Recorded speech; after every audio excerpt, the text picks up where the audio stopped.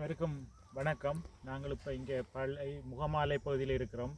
தொடர்ச்சியாக இந்த பகுதிகளில் பனை மரங்கள் வெட்டப்படுவது தொடர்பான முறைப்பாடுகள் அதிகரித்த வண்ணம் இருந்தன. நேற்றைய தினம் எமது அலுவலர்கள் ஒரு அதிரடியான சுற்றிவளைப்பு நடவடிக்கையை மேற்கொண்ட போது இந்த பனை மரங்கள் பெரிய அளவில் வெட்டப்பட்டு அழிக்கப்பட்டு அந்த தடயங்கள் இல்லாமல் செய்யப்படக்கூடிய சூழ்நிலை இருந்தது. இங்கே வாங்க அந்த இடத்துக்கு நாங்கள் பார்க்கலாம்.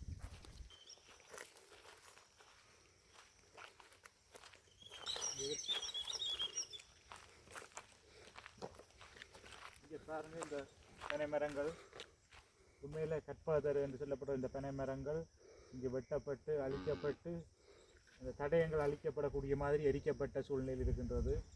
பல மரங்கள் வெட்டுவதற்காக எரித்திருக்கின்றார்கள். நல்ல பெருமதியான மரங்கள் வெட்டப்பட்டு தடயங்கள் தெரியாதபடி அழிக்கப்பட்டிருக்கின்றன. பல மரங்கள் இந்த உள்பகுதியை போய் பார்த்தால் தெரியும்.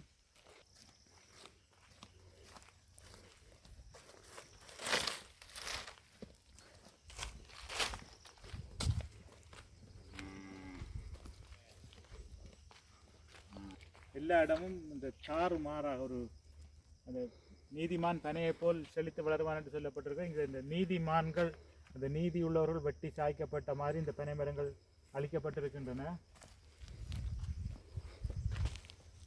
இங்கே பாருங்க,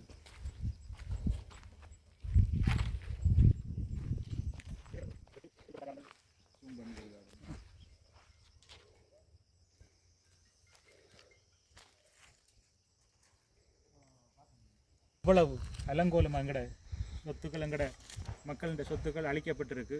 அதே நேரத்தில் காணி உரிமையாளர்களுக்கும் ஒரு பாதிப்பு ஏற்படுத்தாத வகையில் நம்முடைய நடவடிக்கைகள் அமைய வேண்டும். அதற்கான ஒத்துழைப்பை அனைவரும் தருகின்றேன். உண்மையில் இவ்வாறான ஒரு விடயத்தை நான் வன்மையாக கண்டிக்கின்றேன். அடுத்த சந்ததிக்கு செல்ல வேண்டிய நம்முடைய வளங்கள் எமது கண்முன்னே அளிக்கப்படுவதை இவ்வாறு அர்ஜுனன்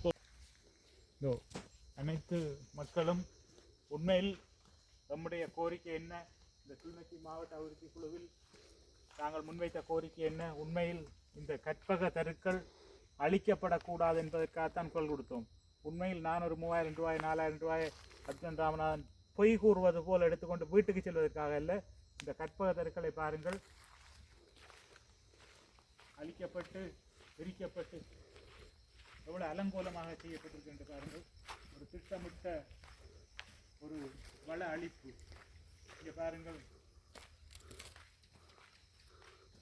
தொடர்ச்சியாக பல நூற்றுக்கணக்கான மரம். இவற்றை நாங்கள் இவ்வாறு அனுமதிப்பதா, தொடர்ந்து அனுமதிப்பதா என்ற கேள்விக்கு டிக்டாக் எம்பி அர்ஜுனன் ராமநாதன் பதில் சொல்லி என்ன பெருசாக